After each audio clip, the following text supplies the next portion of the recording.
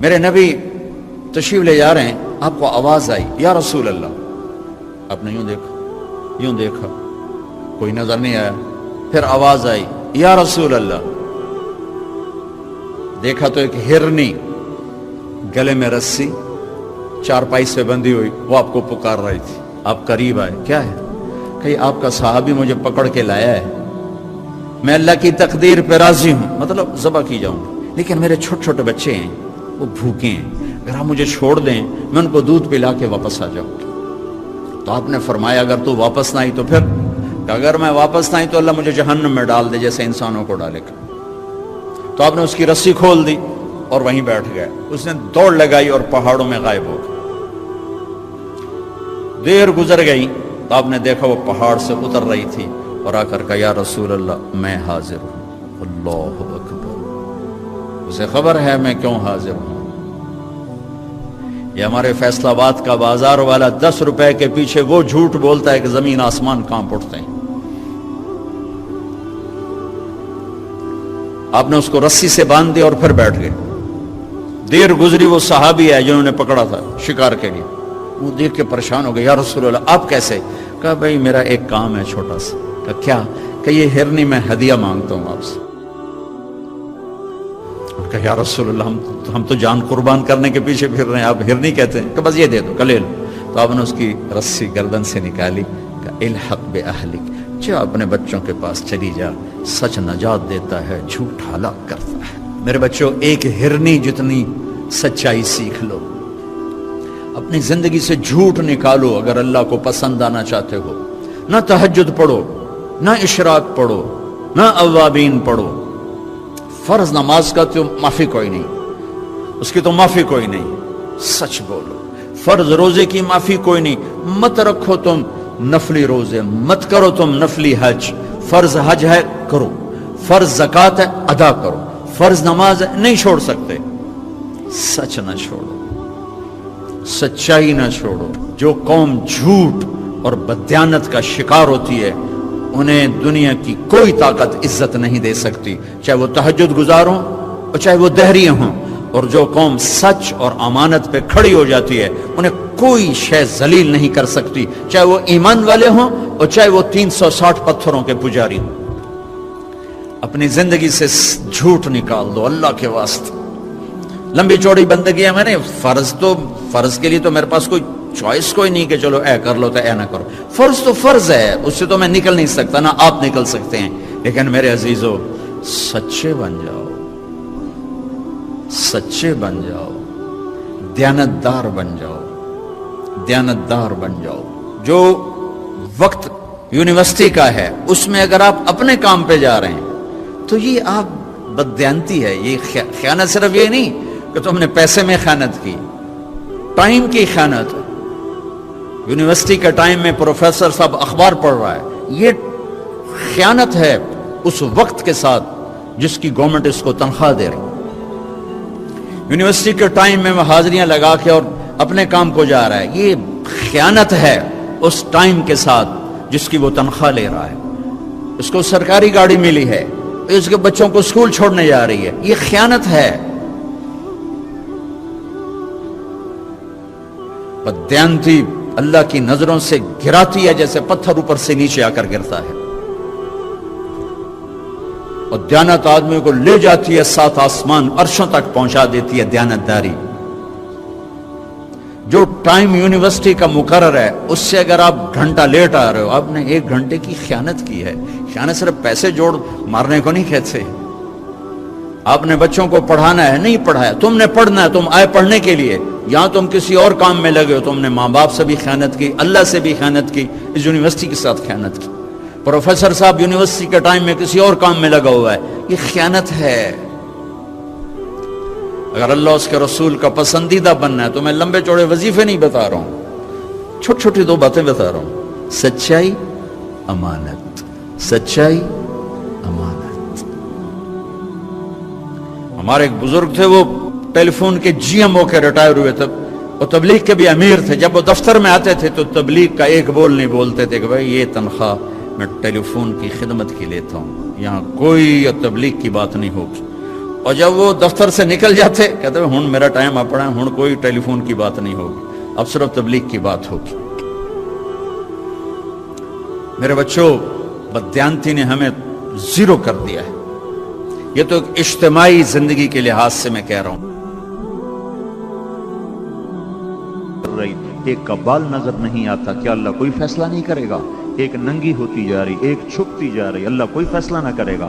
ایک کے گھر میں ڈھولک بج رہی، شراب چل رہی، ناچ ہو رہا، ایک کے گھر میں قرآن پڑھا جا رہا اور تہجد پڑھی جا رہی، نفل پڑھے جا رہے، کوئی فرق نہیں۔ پھر تو یزید اور حسین کا فرق مٹ گیا، ابن زیاد اور حسین اور شمر کا فرق مٹ گیا۔ پھر یہ کربلائیں بڑا احمقانہ واقعہ ہے، یہ کربلا جیسی قربانیاں بڑی بیکار قربانیاں ہیں۔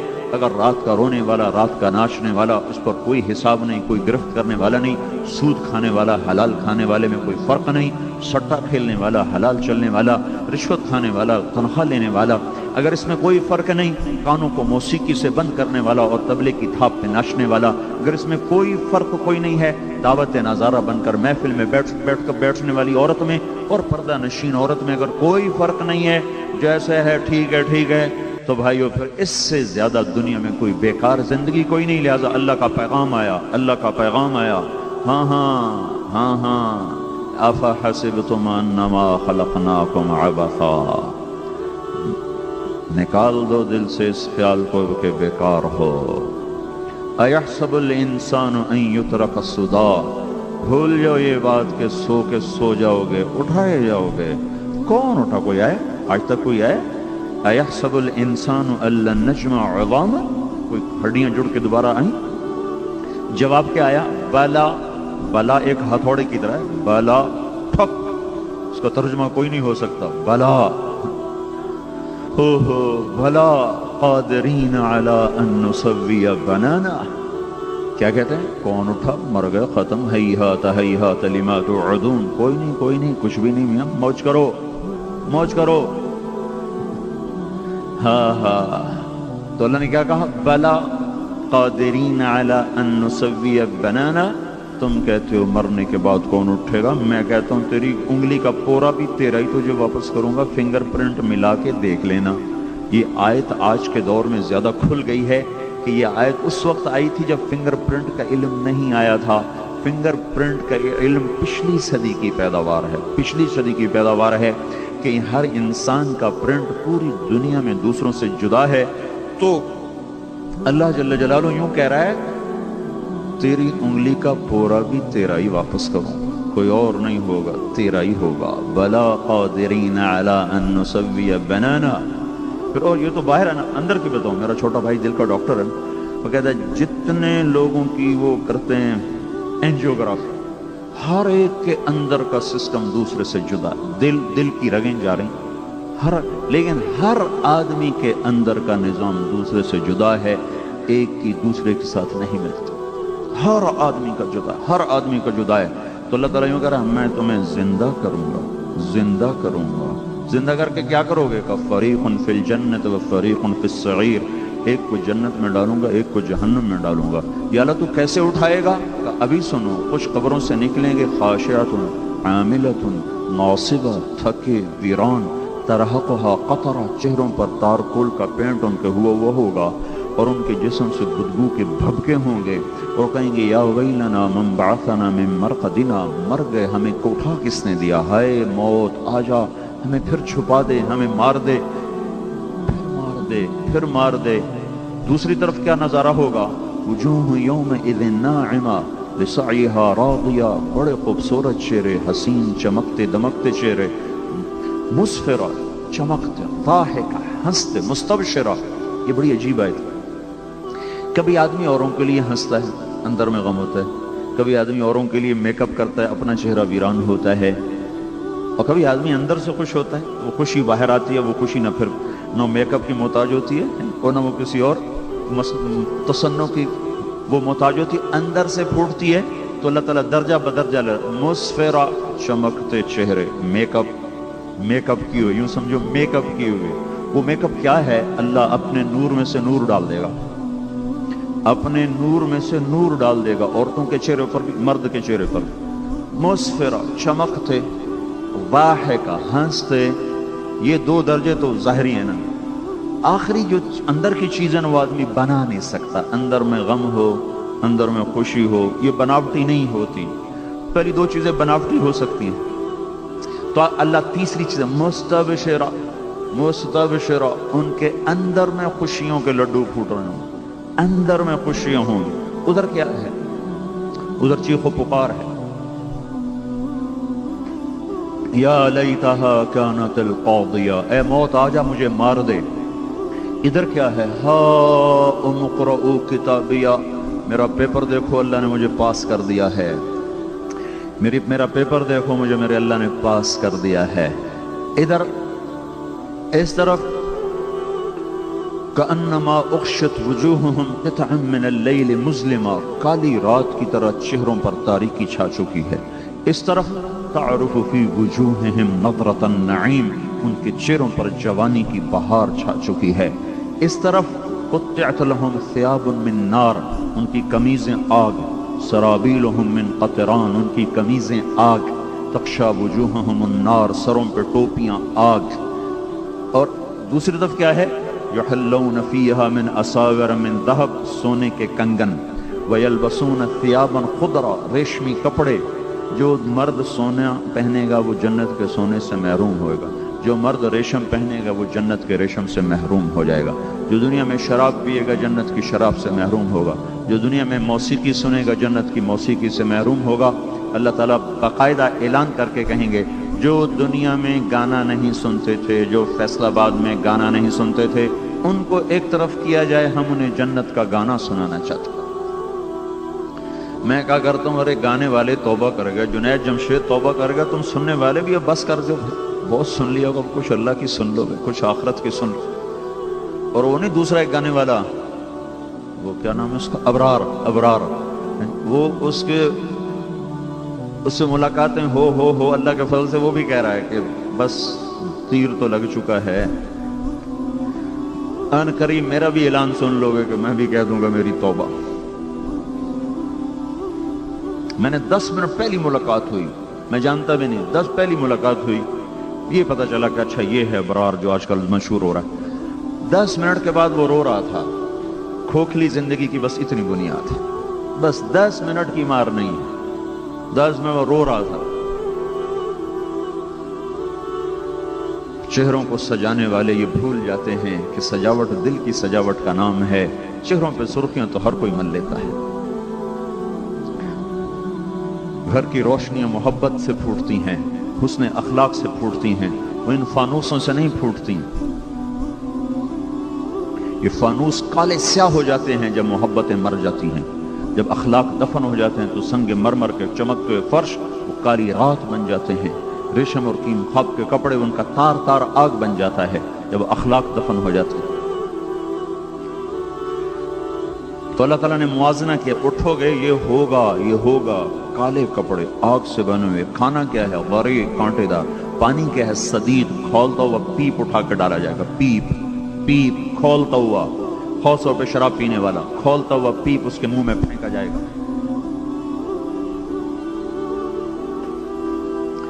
دوسری طرف کیا ہے؟ ان الابرار یشربون من کأس کان مزاجها کافورا.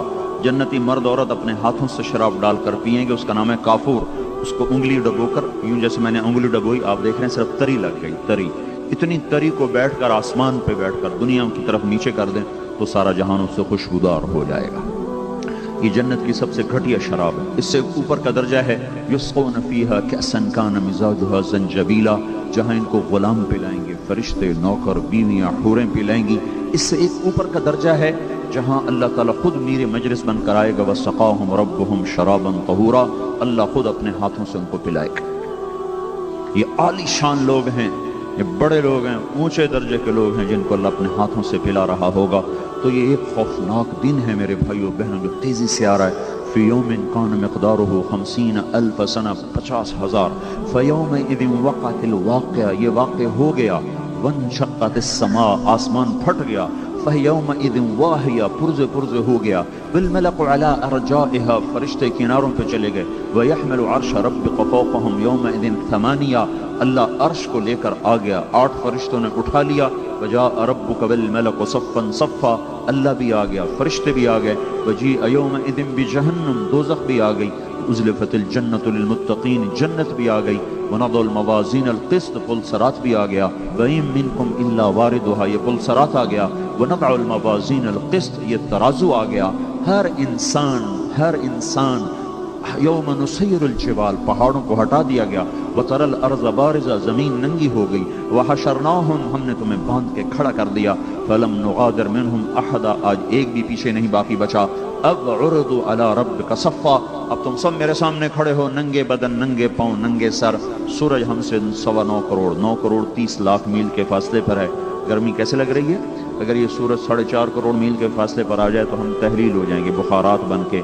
سارے پہاڑ دریا سمندر بخارات بن کے ہوا میں اڑ جائیں گے یہ سورج قیامت کے دن 1 میل کے فاصلے پر ہوگا اور اس دن اللہ کے عرش کا سایہ وہ جسے چاہے گا دے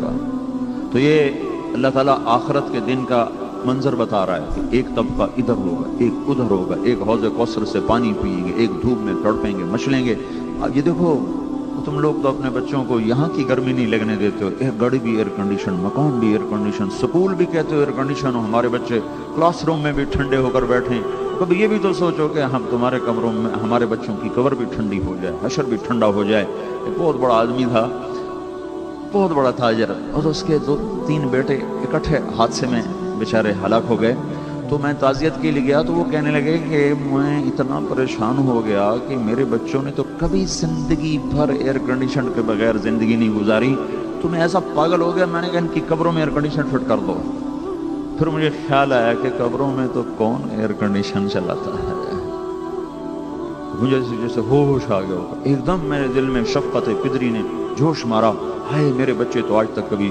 دھوپ میں نہ چلے گرمی نہ دیکھی ایئر کنڈیشن لگا دو پھر مجھے خیال ہے نہیں یہاں انسان ہار جاتا ہے اور تقدیر جیت جاتی ہے تو آپ لوگ تو اپنے بچوں کو یہاں کی گرمی سے بچاتے تو کبھی ماؤں کو تڑپ ہوئی کہ ہائے میرا بیٹا قبر کی گرمی سے بچ جائے ہائے میرے بچے کو ذرا سی تکلیف ہو آپ بڑے سے بڑے ڈاکٹر کے پیچھے دوڑ جاتے ہو امریکہ تک بھاگتے ہو لندن جاتے ہو لاہور دوڑتے ہو چھوٹی سی تکلیف ہوتی ہے کتنے ہزاروں روپے خرچ کرتے ہو خدا نہ خواستہ موت کی سکرات داخل ہو گئی تو کون سا ڈاکٹر اس درد کو دھوئے گا کون سا پین کلر ہے جو سکرات کی تکلیف کو نکالے گا جب یوں جھٹکا دیتی ہے موت تو جوڑ جوڑ میں درد آ کے ڈیر ڈال دیتا ہے اللہ کے سوا کوئی نہیں ہے جو وہاں اس درد سے نکال سکے تو یہ میری ہے آپ کی ضرورت ہے بھائیو بہنوں تو یہ ہمیں اللہ نے خبر دی کہ ہاں ایک زندگی ہے ایک جنت میں جائیں گے تو ایک جہنم میں جا رہا ہوگا جنت والے بھی ہمیشہ دوزخ والے بھی ہمیشہ پھر اللہ تعالیٰ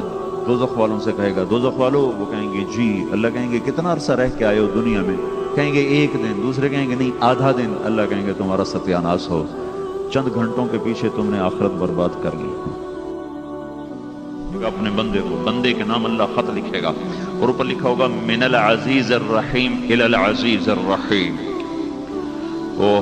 یہ اس ذات کی طرف سے خط ہے جو عزیز و رحیم ہے اس بندے کے نام جو اب خود بھی عزیز و رحیم بن چکا ہے من الحی القیوم الی الحی القیوم کن فیکون کی اللہ طاقت تمہاری طرف منتقل کر دے گا ہر پل زندگی کا عزیز کر دے گا لذیذ کر دے گا 1 سیکنڈ کے لیے بھی کوئی سونا چاہے گا تو نیند نہیں آئے گی آنکھ نہیں بند ہوگی لذتوں کی انتہا ہر پل میں ہر وقت میں ہر آن میں ہر گھڑی میں اللہ تعالیٰ کھانے کی پینے کی پہننے کی ایک فرشتہ پیدا کیا ہے جس دن پیدا ہوا ہے اس دن سے لے کر آج تک جنت والوں کے لیے زیور بناتا چلا جا رہا ہے اور اللہ کے نبی نے فرمایا جنت میں زیور مردوں کو عورتوں کی نسبت زیادہ حسین نظر آئیں گے زیادہ حسین نظر آئیں گے اور جنت کا حسن و جمال دنیا کے تقوی کے برابر ملے گا اس لیے ایک حدیث میں آتا ہے ایک بدو آیا کہ یا رسول اللہ میں تو رنگ کا کالا ہوں میرا کیا بنے گا جنت میں جا کے آپ نے کہا اگر تو پہنچ تو جائے ایک دفعہ جو دنیا میں کالا ہے اللہ جنت میں اسے ایسا حسن دے گا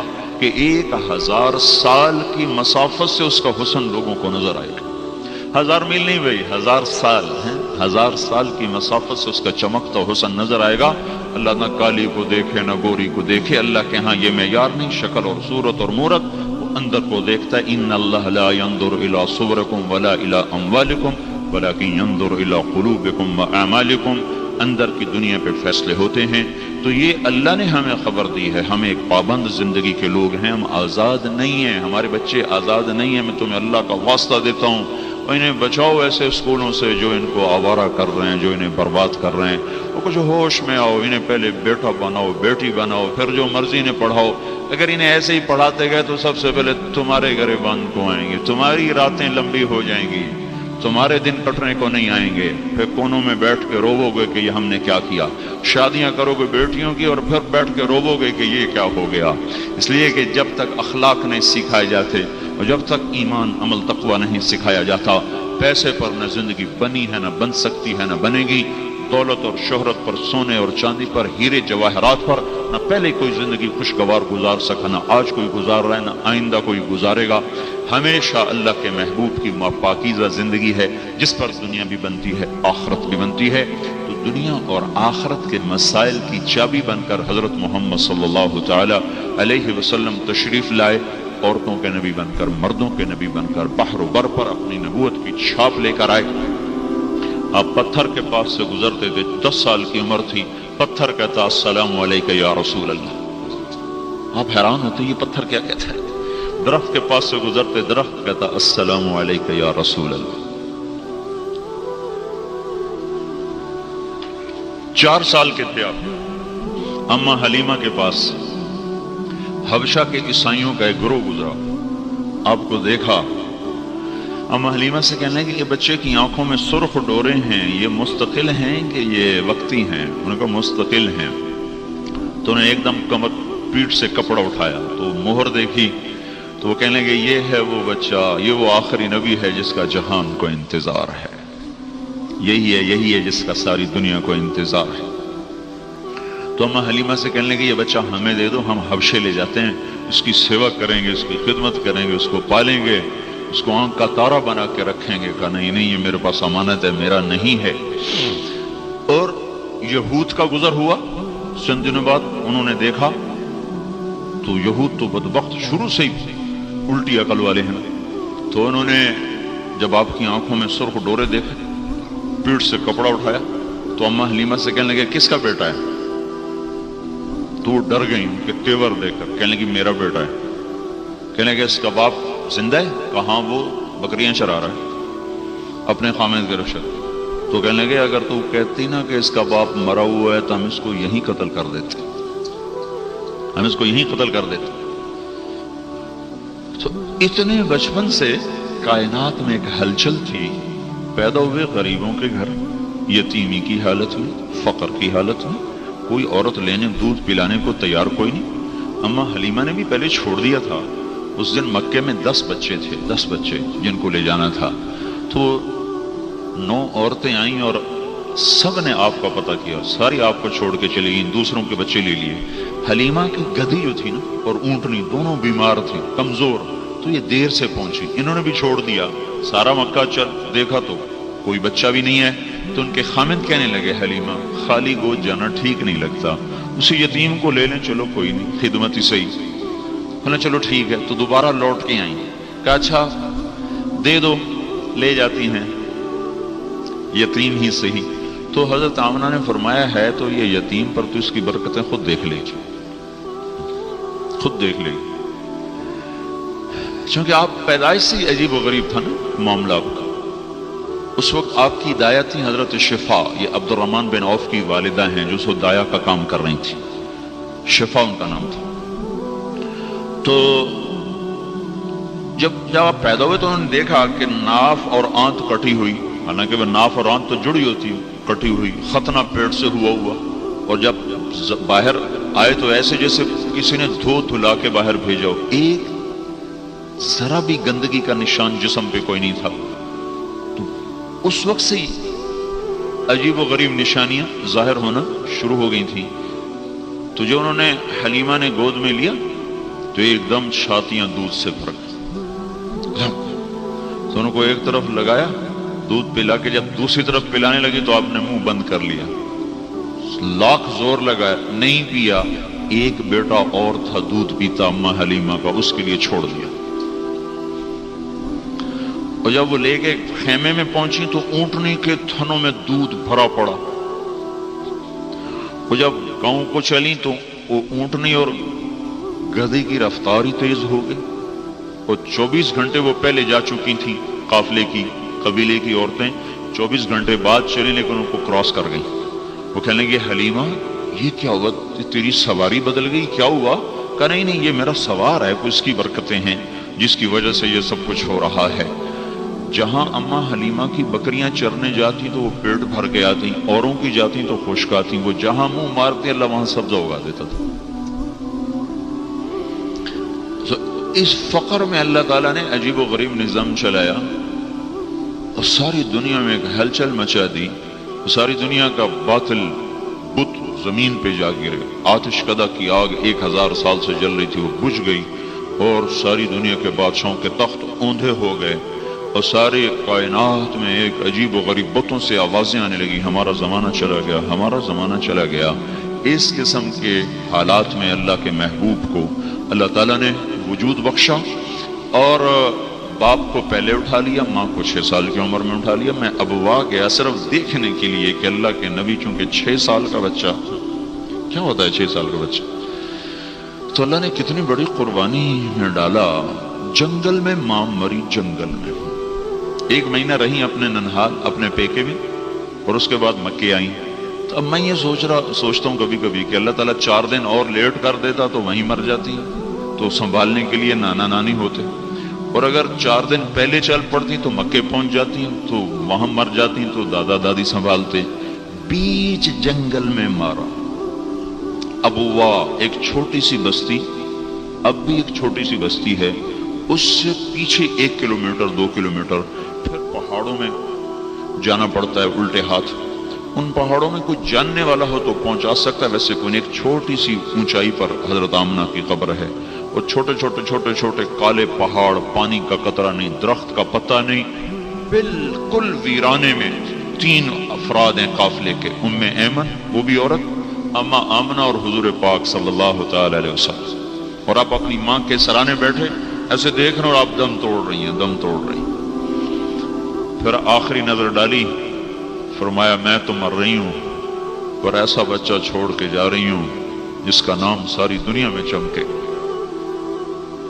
اس ویرانے میں مجھے آج تک یہ نہیں ملا اس کا سراغ, نہ کسی کتاب میں نہ کسی وہاں پوچھ پاچھ کے کہ پھر دفن کا نظام کیسے کیا, چونکہ وہ تو پتھر ہیں, پتھروں کو توڑنا ام ایمن کے بس کا تو تھا نہیں.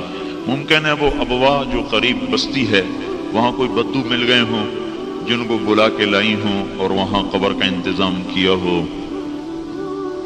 ابھی تک کسی کتاب میں نے دیکھا, حالانکہ میں نے سیرت کی بہت کتابیں دیکھی, یہ آج تک کسی نے اس بات کی طرف اشارہ نہیں کیا کہ پھر کفن دفن کا انتظام کیسے ہو. اور وہ 6 برس کا بچہ,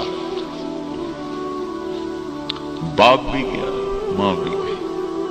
رہبر عالم, ہادی عالم, حبیب اللہ ہے, حبیب سب سے محبوب ہستی. وہ کوئی تو گود میں لے کے پیار کرنے والا ہوتا, باپ ہوتا, چاچا ہوتا, ماموں ہوتا, دادا ہوتا. کوئی تو ہوتا وہ تنہا کھڑا ہوا ہے, ویرانہ ہے. کافی دیر وہاں کھڑا رہا, پیچھے لوٹ کے دیکھنے کی کوشش کرتا رہا, لیکن 14 صدی کا فاصلہ بہت لمبا تھا. میں اندھیروں میں دیکھ نہ سکا. کہ میری کوشش میں دیکھوں چشم تصور سے یا اپنے حبیب کو روتا ہوا, ماں سے لپٹتا ہوا, پھر اس کو زمین میں جاتا ہوا.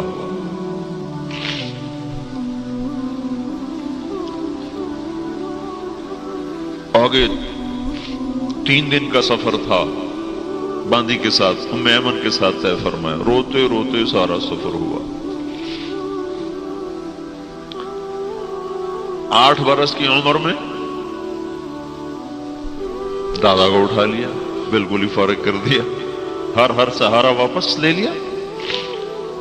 جس سے وہ اوپر وحدہ لا شریک ہے, انہوں نے کہا یہاں تجھے بھی میں اکیلا کافی ہوں, میں تجھے کسی کا آسرا نہیں بناؤں گا, میں تیرا آسرا خود بنوں گا, میں تیرا سہارا خود بنوں گا. اس لیے ہمارے نبی نے فرمایا تم پر کوئی دکھ پڑے تو میرے دکھ یاد کرنا, تمہیں اپنے دکھ بھول جائیں گے، میرے غم یاد کرنا تمہیں اپنے غم بھول جائیں گے۔ ساری زندگی گزار دی دکھوں میں گزار دی۔ نبوت کیا ملی؟ رونے کے دروازے کھل گئے، تڑپنے کے دروازے کھل گئے۔ 8156 دن ہیں نبوت کے، رو